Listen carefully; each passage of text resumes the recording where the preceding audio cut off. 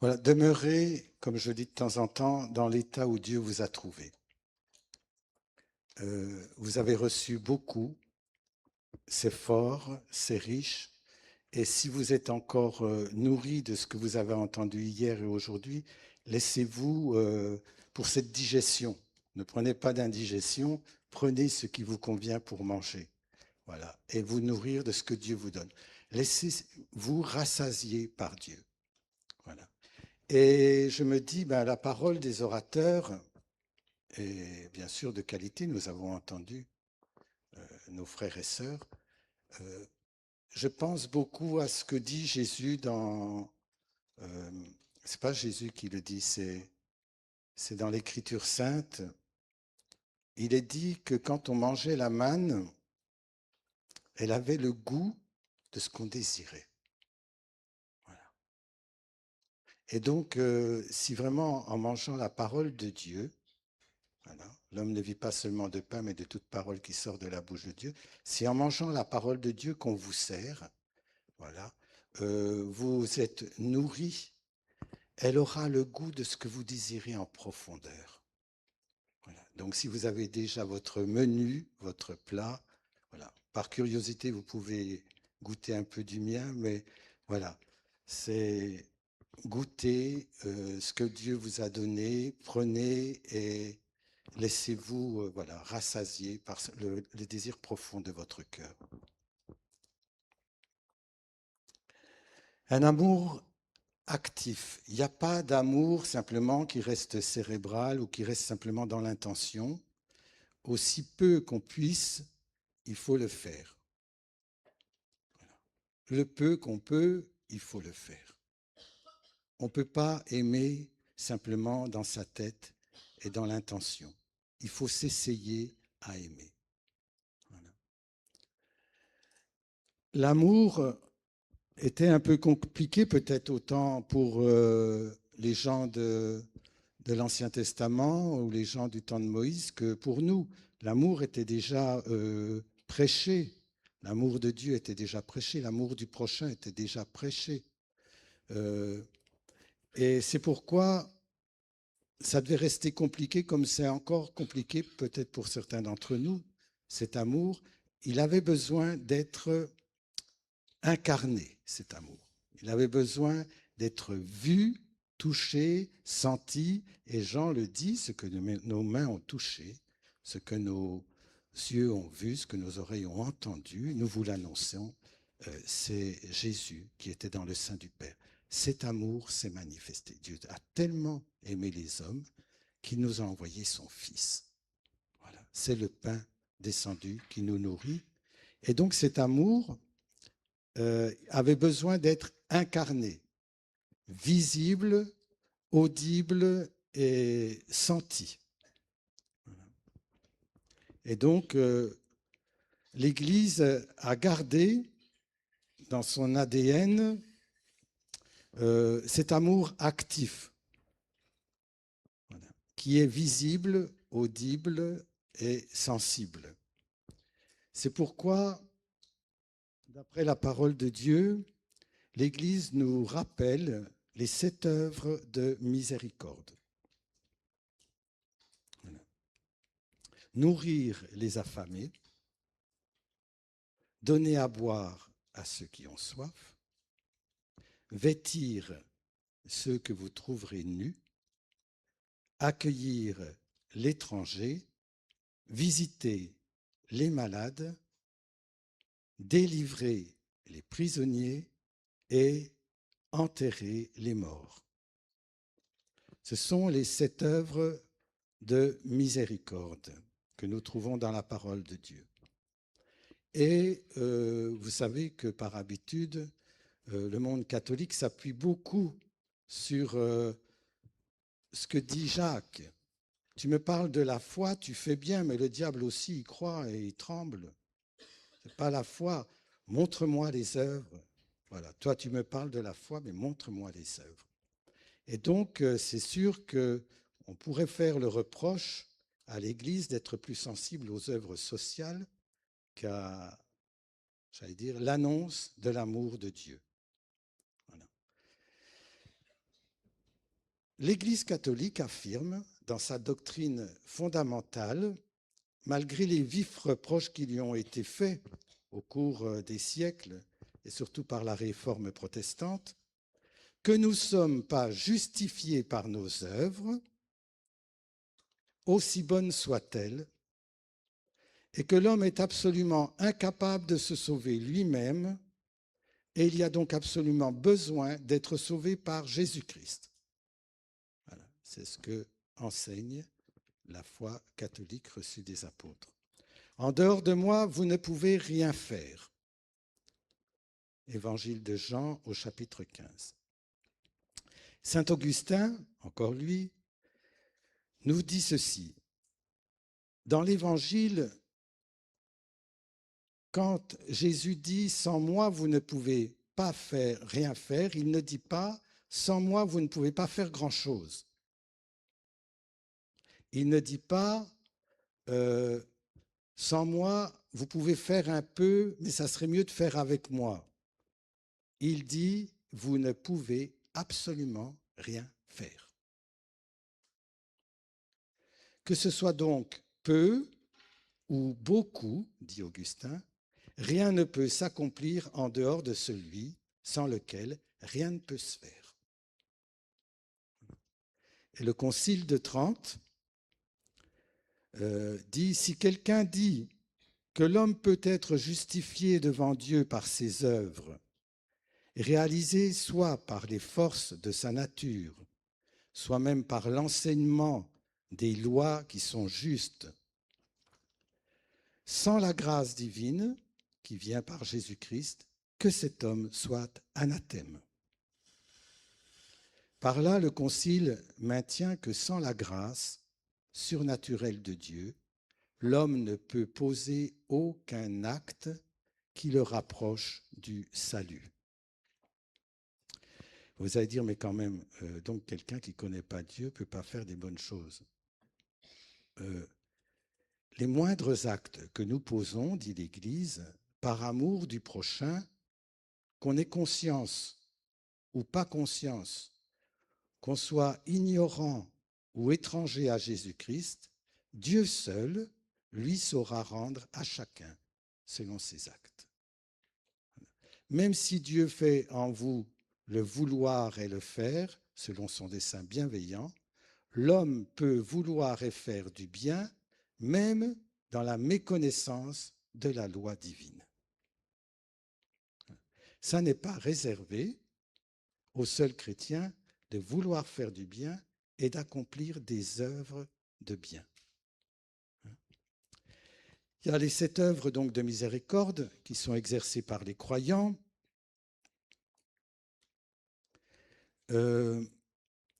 Jean dit ceci au chapitre 15.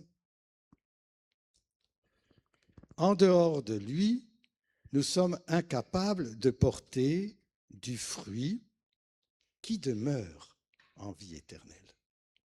On peut porter des fruits, mais qui n'ont pas d'avenir.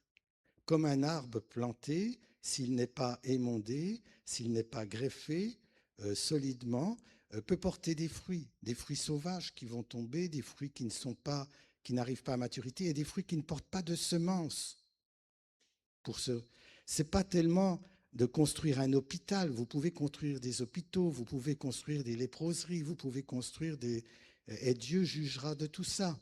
Vous pouvez aider des gens, des milliers de gens, et dire on est plus efficace que les chrétiens quand ils le font. Il ne s'agit pas de cette efficacité-là parce que ça n'a pas d'avenir forcément pour la vie éternelle, ces choses-là. Ça porte un fruit qui ne demeure pas. Jésus dit un fruit qui demeure en vie éternelle. Et alors, je me rappelle d'une dame qui me disait, moi, ma maman, je ne sais pas si elle était vraiment croyante, en tous les cas, elle ouvrait toujours sa table. Chez nous, c'était toujours la possibilité de venir et on ne regardait pas si les gens étaient propres, pas propres, s'ils abusaient de nous et de notre assiette ou tout ça. Les gens venaient et mangeaient chez nous. Et ma maman, elle ne pouvait pas aller à la messe et ma maman, elle ne savait pas ses prières. Je pense qu'elle était peut-être chrétienne, je ne suis pas sûr. Et j'aimerais bien savoir où elle est. C'était son inquiétude à cette femme. Voilà. Et un jour, elle a fait un songe où elle a simplement vu un autel, voilà, le Saint-Sacrement exposé, sa maman à côté, et ce qui servait de trône pour Jésus exposé, c'était tous les livres de cuisine de sa maman. Voilà. Dieu sait rendre à chacun, voilà, selon ses actes. À ceux qui agissent bien, dit le Concile de Trente, jusqu'à la fin, la vie éternelle se doit de leur être proposée, non par indu, mais par la grâce miséricordieuse promise par Jésus-Christ. Soyez miséricordieux comme votre Père est miséricordieux, et vous serez alors appelés fils et filles du Très-Haut. Avec les 7 œuvres de miséricorde que nous trouvons dans l'Écriture, il y a 7 œuvres de miséricorde spirituelle que l'Église nous enseigne. Voici les 7 œuvres de miséricorde spirituelle qui accompagnent les œuvres de miséricorde corporelle. Premièrement, instruisez les ignorants. Deuxième, conseillez ceux qui doutent. Troisième, consolez les affligés. Quatrième, reprenez les pécheurs. Cinquième, pardonnez de bonne grâce à ceux qui vous ont offensés. Sixième, je trouve ça, c'est celle-là que je regarde, supportez les gens désagréables. Et la 7e œuvre de spirituelle, priez pour tout le monde. Voilà. Donc même pour vos ennemis. Mais par rapport à ce monde des œuvres et de la grâce, je retiendrai ceci, ce que disait Jésus une fois à une personne. Autrefois, tu faisais des œuvres pour moi. Aujourd'hui, tu fais des œuvres par moi. Mais maintenant, en cet instant, je veux que tu deviennes mon œuvre. Autrefois, tu faisais des œuvres pour moi. Aujourd'hui, tu fais des œuvres par moi, en moi. Mais je veux que tu deviennes mon œuvre.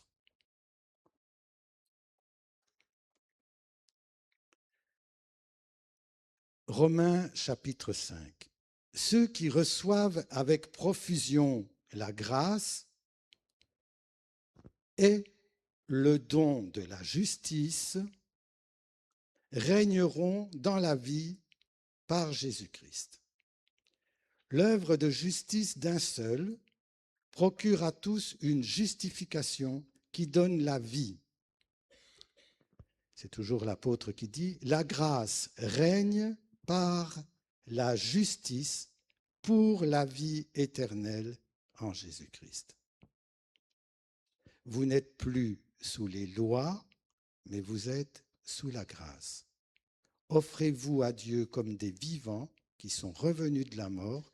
Faites de vos membres des armes de justice au service de Dieu. Alors le péché ne pourra plus dominer sur vos vies.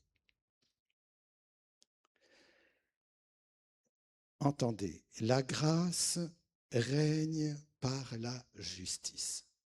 Moi, j'aurais dit plutôt volontiers le contraire. La justice règne par la grâce. Là, il est dit, la grâce, elle règne par la justice. Ceux qui reçoivent le don de la justice. Donc, on dirait que c'est un don. Qu'est-ce que c'est que ce don?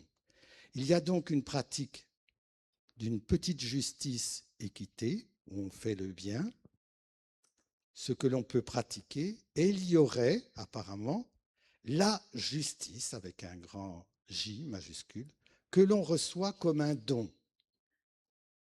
comme le don. Ceux qui reçoivent le don de justice.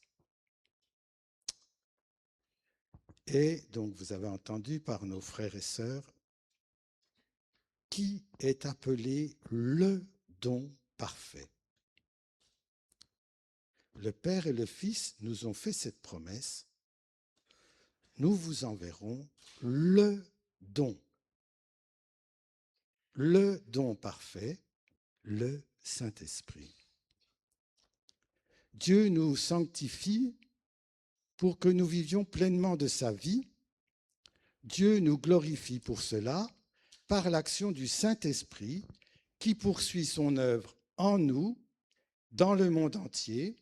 C'est lui, le don du Saint-Esprit, qui achève toute sanctification.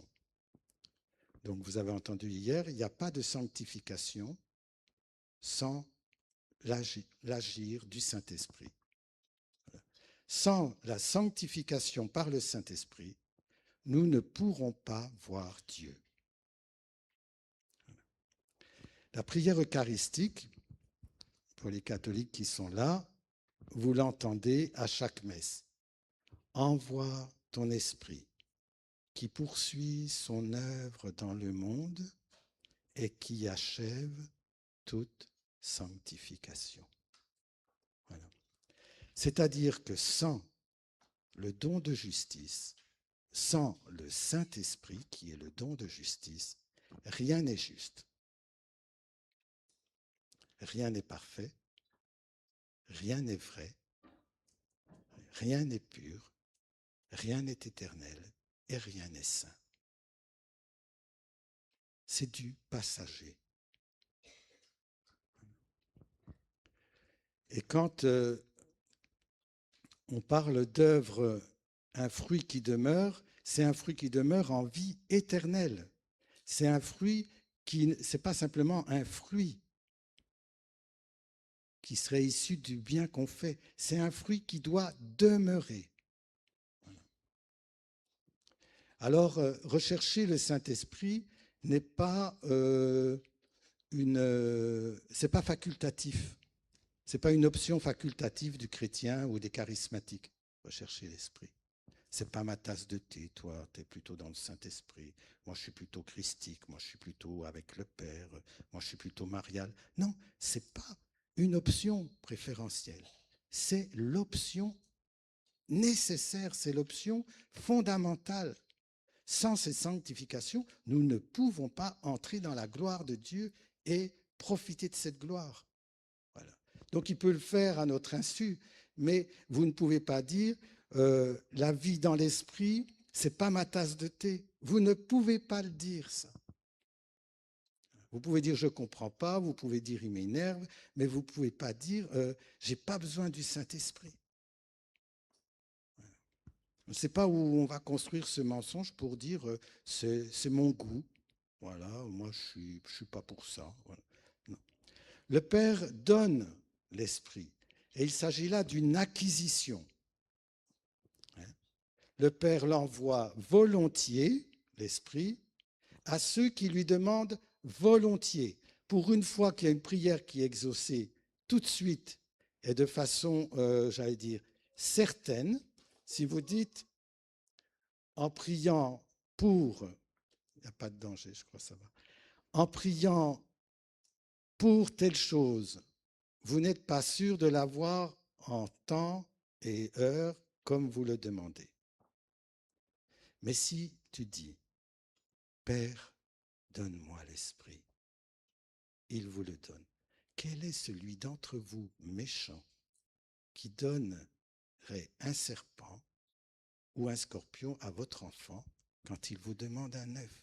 Si vous, qui êtes mauvais et méchant, vous savez donner les bonnes choses à votre propre, voilà, aux fruits de vos entrailles, combien plus, infiniment plus, le Père dans les cieux donnera le Saint-Esprit à tous ceux qui demandent. Il n'y a pas besoin du baptême. Corneille y désirait tellement qu'avant même d'avoir reçu le baptême, ils ont reçu l'Esprit. Voilà. Donc s'il y a une prière qui peut être exaucée, c'est celle-là.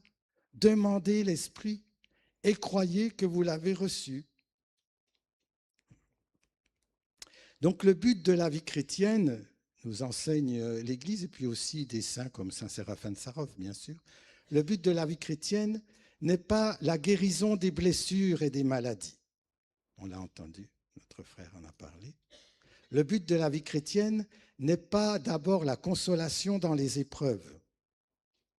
Ça ne veut pas dire qu'il n'y en aura pas, hein. Ce n'est pas ça qui est promis. Le but de la vie chrétienne n'est pas la libération des esclavages et des démons. Voilà. Il y a même des gens qui sont invités par Dieu à tenir leur âme en état d'enfer et de ne jamais désespérer. Voilà. Le but de la vie chrétienne, c'est l'acquisition du Saint-Esprit. Acquérir veut dire lâcher quelque chose pour quelque chose d'autre. Acquérir un bien, c'est lâcher quelque chose pour aller. Si vous avez trouvé la perle, vendez tout, prenez la perle. Si vous avez trouvé un trésor dans un champ, vendez tout, achetez ce champ pour le trésor. Voilà. Acquérir, ça s'acquiert. Voilà. L'acquisition du Saint-Esprit, le livre de la sagesse au chapitre 5. Vous lisez le chapitre 5, il y a les versets, je n'en cite que quelques-uns, mais c'est très intéressant de demander au Saint-Esprit de vous éclairer quand vous lisez la parole de Dieu, pour qu'il vous donne de comprendre pour vous aujourd'hui quelle nourriture a cette parole pour vos désirs. Oui, nous avons erré hors du chemin de la vérité, verset 6. La lumière de la justice n'a pas brillé pour nous, et le soleil ne s'est pas levé sur nous. Dans le Nouveau Testament, pour les chrétiens, on attribue la justice au Saint-Esprit et le soleil ou la sagesse à Jésus. Voilà, la sagesse avec Jésus. Oui, nous avons erré hors du chemin de la vérité, c'est-à-dire la lumière de la justice, le Saint-Esprit, n'a pas brillé pour nous. Et le soleil, le Christ, ne s'est pas levé sur nous. Nous avons erré. Jean dira au chapitre 16, « Quand viendra l'Esprit de vérité, il vous conduira vers la vérité tout entière. Il confondra le monde en matière de péché et en matière de justice. » Et je ne parle pas, quand je parle de justice, de jugement. Je parle de justice du Saint-Esprit. Vous savez que le prophète David, on peut l'appeler comme ça, a écrit les psaumes, et dans les psaumes, il y a beaucoup de prophéties sur Jésus. Et Jésus, quand il parlera aux disciples d'Emmaüs, et qu'il leur enseignera sans qu'ils le reconnaissent l'Écriture, il sera dit. Et parcourant les psaumes et les prophètes, il leur parla de lui et de tout ce qui le concernait dans les Écritures. Mais l'auteur, Saint Luc, dit, commençant par les psaumes, parcourant les psaumes. Les psaumes sont le lieu où vous pouvez lire Jésus, où vous pouvez vous revêtir de Jésus, où vous pouvez recevoir Jésus, où vous pouvez comprendre le Père, le Fils et le Saint-Esprit. Faites-vous enseigner simplement par l'Esprit. Dit, tu parles de quoi là? Dis-moi. Alors il leur expliqua dans toute l'Écriture ce qu'il concernait, concernant la personne de Jésus. Je prends le psaume 84, les versets 11 et suivants. Amour et vérité se rencontrent, justice et paix s'embrassent, la vérité germera de la terre, quand du ciel se penchera la justice. Vous l'avez déjà entendu. Et on se dit, c'est quoi ce truc? Entendez, amour, le Père, Dieu est amour, et vérité, le Fils, je suis la vérité. Voilà.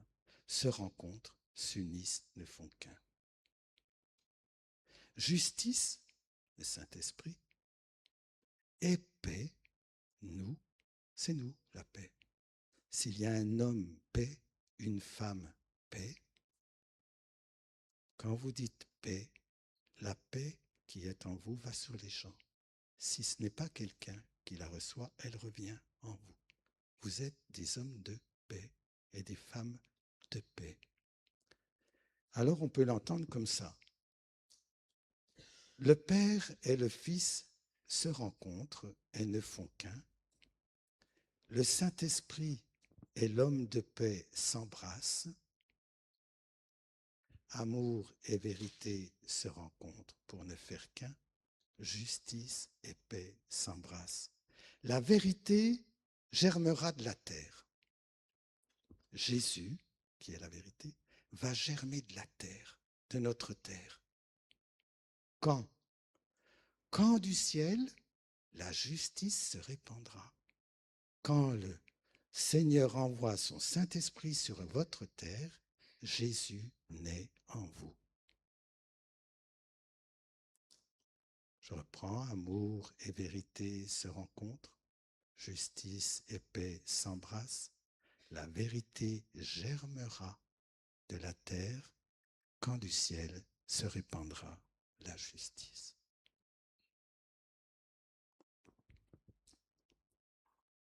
C'est ce qui est arrivé pour la Sainte Vierge en fin de compte.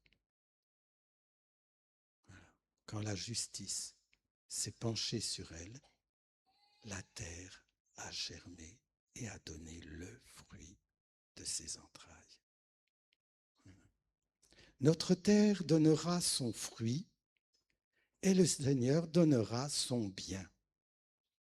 Jésus sera donné et le Seigneur donnera son bien, l'Esprit Saint. Voilà.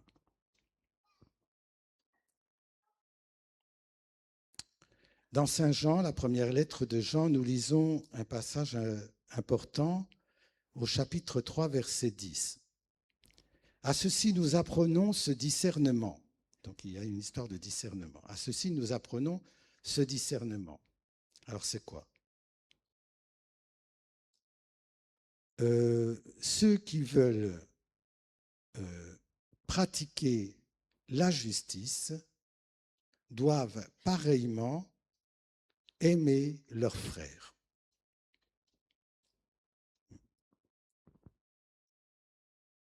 Qui ne pratique pas la justice n'est pas de Dieu, ni celui qui n'aime pas son frère.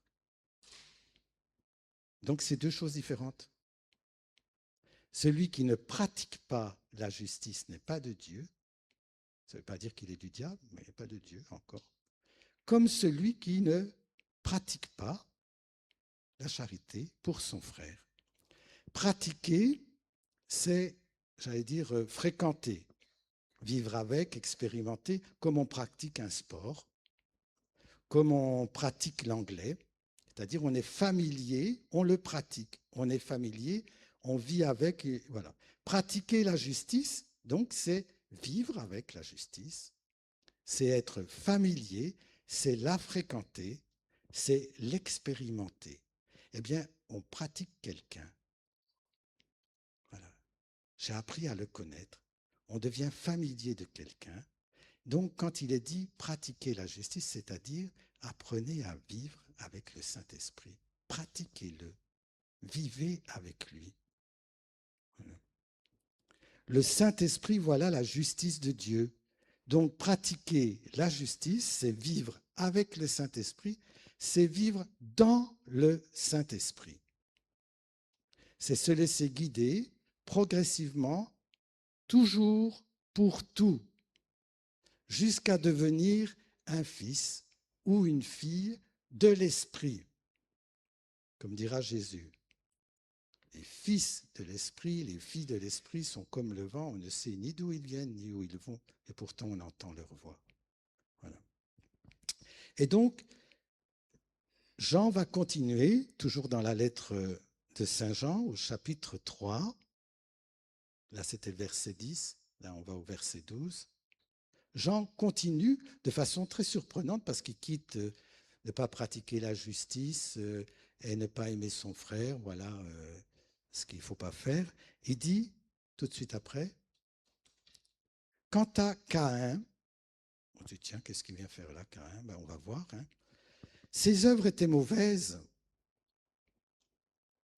tandis que celles de son frère Abel, ses œuvres étaient justes. Il n'y avait pas de loi. Du temps d'Abel, il n'y avait pas de loi. Donc il y a une justice intérieure qui était présente. Parce qu'on est juste par rapport à une loi morale, civile ou injuste. Mais s'il n'y a pas de loi, il n'y a pas de justice. Et s'il n'y a pas de justice, il n'y a pas de faute.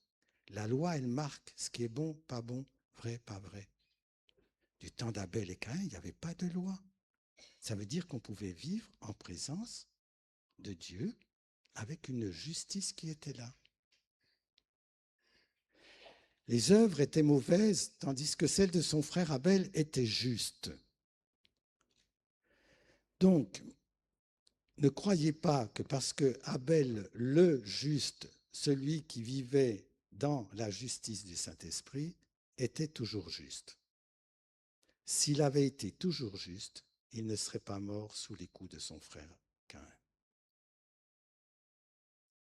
Nos frères juifs disent ceci. Abel est mort parce qu'il n'a pas écouté jusqu'au bout la justice de Dieu dans son cœur qui le prévenait. Il vivait de la justice, mais il n'a pas été jusqu'au bout du travail de la justice en lui. C'est-à-dire, il s'est appuyé sur sa propre jugeote, son petit jugement, sa jugeote, voilà.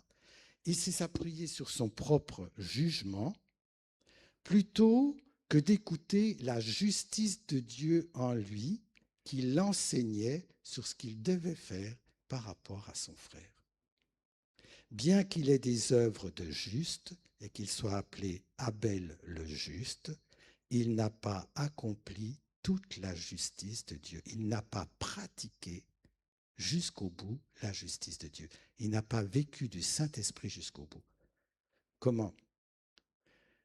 Si Caïn a péché contre Dieu et contre son frère, en refusant l'aide et la grâce du Saint-Esprit pour sa situation, Dieu lui a dit, tu peux devenir juste. C'est dans ton pouvoir de dominer ce qui est là. Écoute ma voix, et il n'a pas voulu entendre. Caïn a péché contre Dieu et contre son frère en refusant l'aide de la justice de Dieu, du Saint-Esprit. Abel aussi a péché contre Dieu et contre son frère en n'écoutant pas ce que le Saint-Esprit de justice disait de son frère. Quand Caïn dit contre Dieu, « Allons mon frère, sortons », Abel est sorti avec. Il aurait pu lui dire, « Sors tout seul, je n'ai pas envie de me promener avec toi en ce moment. » Voilà. Il a cru à son propre jugement par rapport à une situation, sans référer au Saint-Esprit. Pourtant, il était juste. C'est le juste, c'est-à-dire il a l'habitude et il fréquente le Saint-Esprit, mais il ne va pas au bout de l'enseignement que le Saint-Esprit lui donne. Il trouve que c'est une bonne aide, mais après, je m'en sors tout seul, j'ai l'habitude. Voilà. Et donc, on nous dit, le premier a péché contre Dieu, mais le second a péché par manque de discernement. C'est-à-dire, il a péché contre Dieu parce qu'il n'a pas écouté l'Esprit Saint de Dieu, mais il a péché aussi contre son frère. C'est-à-dire, en choisissant sa propre solution, il a conduit son frère à le tuer. Ça aurait pu se passer autrement pour les deux. Alors quand on dit le pauvre Abel, ben je crois que par un manque de bonté et de justice, il y en a un qui a tué, et par un manque de discernement, il y en a un qui a fait que son frère le tue. Voilà. et qui a fait que son frère a porté un poids très lourd toute sa vie. C'est-à-dire, en plus, non seulement il se fait tuer, mais en plus, c'est lui qui porte la culpabilité. Non, il ne s'agit pas de culpabilité à porter. Il s'agit, est-ce que vous voulez marcher dans l'esprit? Pas simplement recevoir l'esprit pour quelques grâces, mais pratiquer cette justice pour tout, toujours, en tout lieu.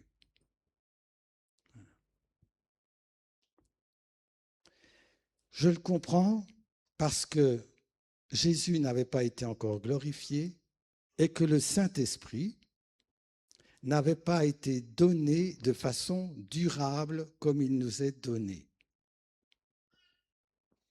À l'époque de Moïse, le Saint-Esprit n'était pas donné de façon durable. Quand il y avait les prophètes, le Saint-Esprit n'était pas donné de façon durable. Il y a des gens qui sont nés dans le Saint-Esprit. J'étais prophète dès le sein de ma mère et qui sont morts comme ça arrive de temps en temps.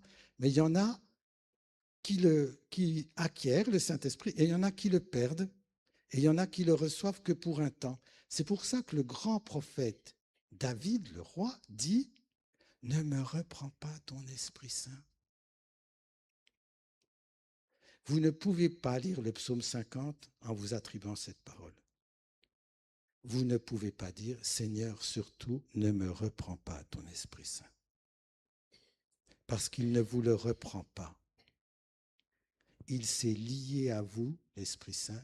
Vous pouvez le contrister, vous pouvez le mettre dans un appartement très reculé chez vous, vous pouvez lui dire la ferme, vous pouvez faire ce que vous voulez, vous pouvez l'offenser comme une personne est offensée, vous ne pourrez jamais le faire sortir de chez vous.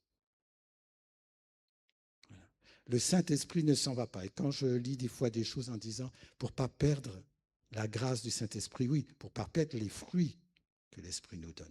Mais ne dites pas « Oh, j'ai perdu le Saint-Esprit depuis la dernière effusion, j'ai fait des choses qu'il ne fallait pas, donc le Saint-Esprit est parti. » Mais c'est quoi ces conneries? Christ n'est pas mort pour rien. Il vous l'a donné. Ces dons sont sans repentance. Vous pouvez l'humilier, l'offenser, l'oublier, lui dire « Ah tiens, tu étais là, je ne t'avais pas vu, j'ai cru que tu étais déjà parti. » Voilà. Mais vous ne pouvez pas le chasser. Voilà.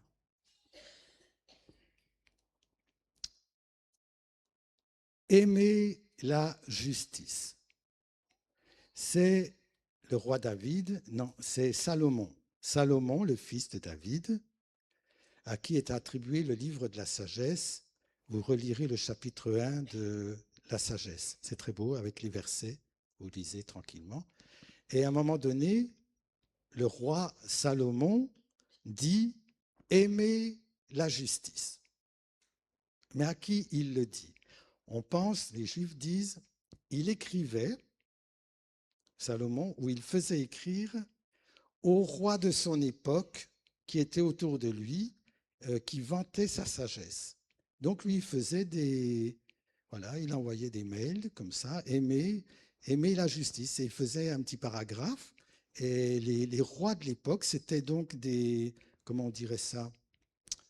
Des collègues en royauté qui ne demandaient pas mieux que de vivre sous l'inspiration de la présence de Dieu. Mais il ne savait pas. Et donc, lui, Salomon, disait, en écrivant le livre de la sagesse, « Vous qui gouvernez la terre, vous, mes collègues, cherchez Dieu en simplicité de cœur, car il se révèle à ceux qui ne lui refusent pas leur confiance et leur foi. Le Saint-Esprit de la sagesse qui nous éduque fuit ceux qui sont doubles. La sagesse est un esprit saint qui aime les hommes. Le Saint-Esprit du Seigneur remplit l'univers. » C'est toujours Salomon qui dit ça. « Tout a été créé pour que tout subsiste. Les créatures du monde sont salutaires. Elles sont faites pour le salut et la guérison. En elles, aucun poison de mort. L'Hadès ne règne pas sur la terre, car la justice est immortelle. Mais l'injustice, c'est l'acquisition de la mort. » Voilà, on a le deuxième. Aimer la justice. Entendez, aimer le Saint-Esprit. Acquérir le Saint-Esprit. l'acquisition du Saint-Esprit. Et Salomon dit tout à la fin, la justice, le Saint-Esprit est immortel. Mais l'injustice, le non-Saint-Esprit, quand vous vivez sans le Saint-Esprit, vous faites l'acquisition de la mort. L'acquisition de la vie éternelle, c'est le Saint-Esprit. L'acquisition de la mort, c'est se dispenser du Saint-Esprit.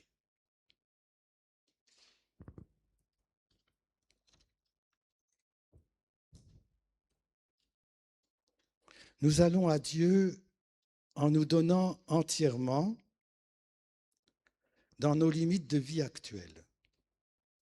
C'est un peu bateau, mais quand notre frère avait terminé son ministère, j'avais qu'un mot qui revenait, une phrase qui revenait, qui m'habitait, mais c'est une phrase qui m'habite, mais je vous la donne aussi parce que je ne suis pas avare d'un bien qui peut faire du bien à d'autres, mais certains connaissent. C'est je ne disais plus que ça à Dieu. Prends-moi à moi-même, donne-moi tout entier à toi. Voilà. C'est pas de moi, hein. C'est Suzo, c'est des gens comme ça, Rosbruck. C'est prends-moi à moi-même, donne-moi tout entier à toi. Voilà.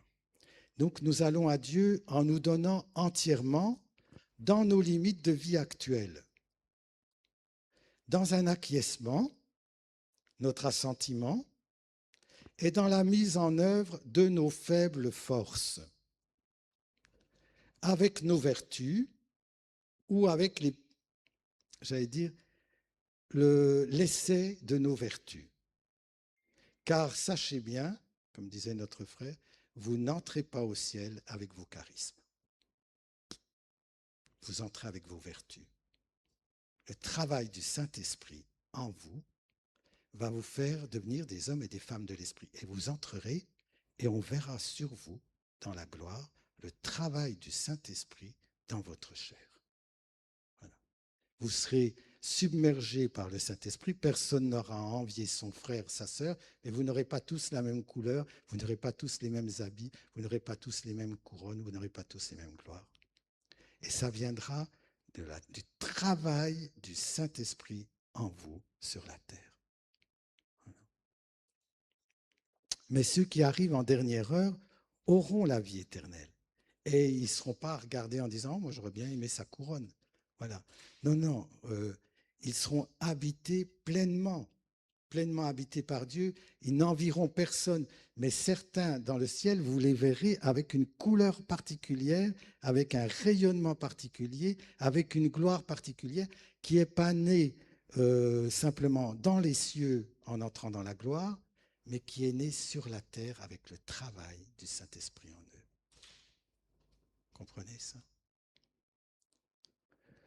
Donc, on n'entre pas au ciel avec les charismes. Vous les laissez à la porte. Certains voudront les amener en disant « N'avons-nous pas prophétisé sur nos places en ton nom? N'avons-nous pas guéri les malades en ton nom? N'avons-nous pas fait des miracles en ton nom ?» Et Jésus dira « Je ne vous connais pas en fin de compte. » Voilà. Le charisme ne donne pas la vie éternelle. Vous les laissez à l'entrée. Alors, si jamais vous débarquez, vous dites « Écoute Seigneur, voilà, moi j'ai un grand charisme de parole, de connaissance, est-ce que ça pourrait servir au ciel ?» Non, parce qu'ils connaissent tout sur tout. Ce que tu sais, ils le savent déjà. Alors là, j'ai un bon charisme pour les gens qui souffrent un petit peu comme ça, les charismes de guérison, des blessures intérieures. Non, ils vont très bien, il n'y a plus de larmes, il n'y a plus de douleur. Ben, j'ai quand même un charisme pour chasser les démons. Bon, on ne va pas aller te chercher quelqu'un en enfer pour que tu le chasses. Il n'y a pas. Il n'y a plus de larmes, il n'y a plus de crainte, il n'y a plus ça. Voilà. C'est notre... vivons les charismes en sachant que c'est pour le bien, pour cette terre, en sachant qu'on peut grandir dedans et qu'on peut se sanctifier grâce à eux. Parce qu'il y a besoin des fois d'humilité, il y a besoin de... Ça vous fait, au niveau de la vertu, vous pouvez, de la patience et tout ça. Mon Dieu, la maîtrise de soi aussi, hein. Tout ce que vous voulez, hein. Voilà.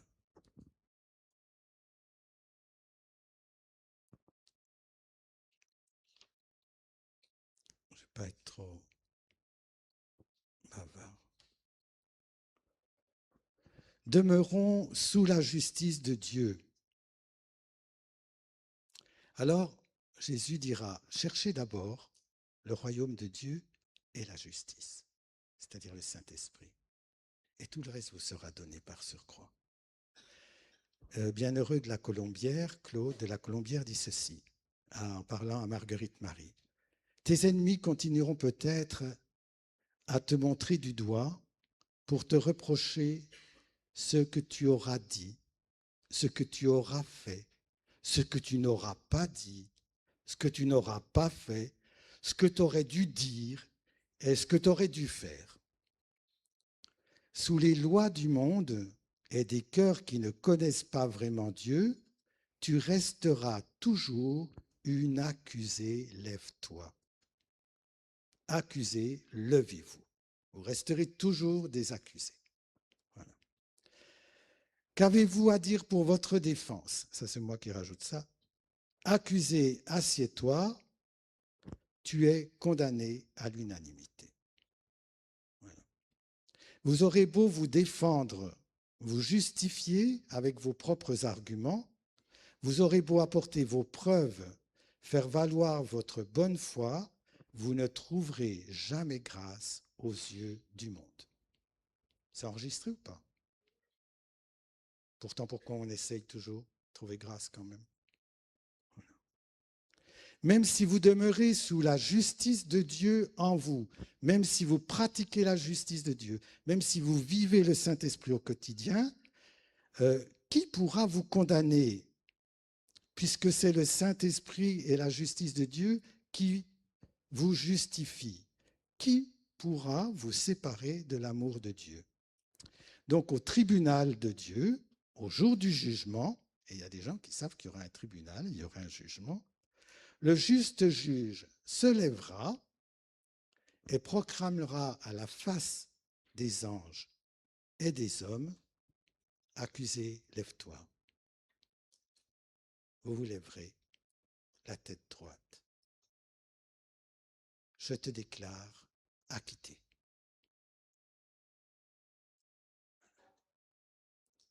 Et de plus, je proclame sur ta vie que non seulement tu es acquitté, mais qu'il n'y a rien à voir. Circuler, il n'y a rien à voir. Voilà. Il n'y a plus rien à voir. Il n'y a pas à fouiller, il n'y a pas à aller dans votre vie d'avant. Ton Dieu est ton défenseur, ton avocat, ton paraclet. Et maintenant, tu entends de tes oreilles, non-lieu. Voilà. Dieu proclamera un non-lieu sur ta vie. Voilà. Voici ce que dit encore Claude de la Colombière. Les personnes pécheresses,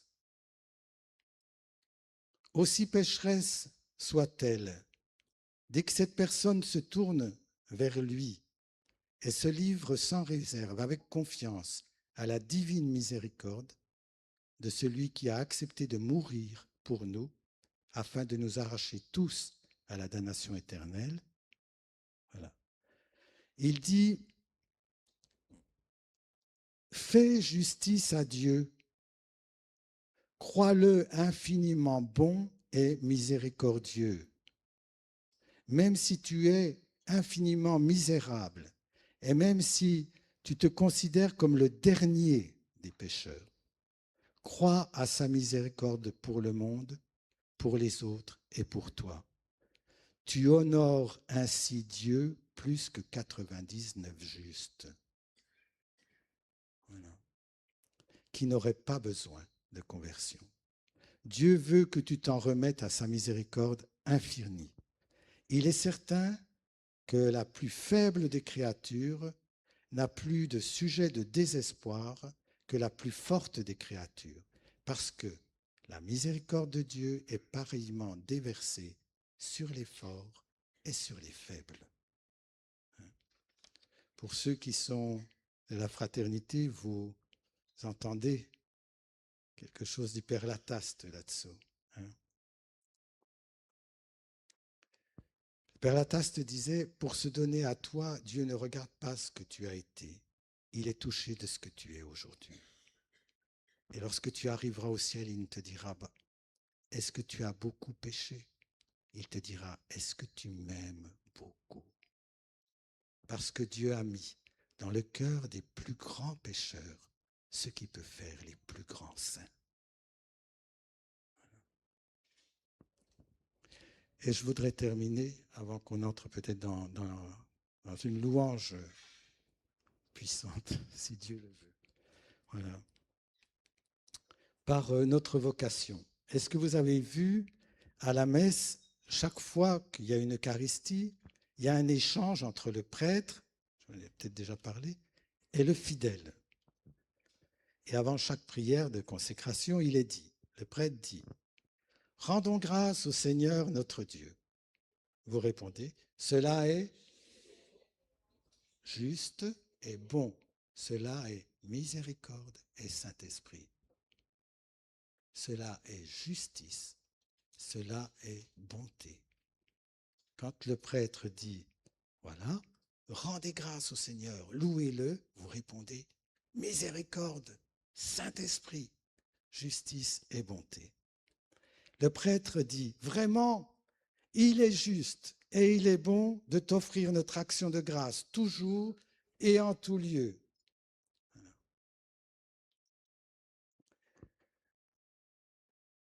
Tout ça pour vous dire que la première justice, s'il y a une justice à exercer envers Dieu, cela est juste et bon.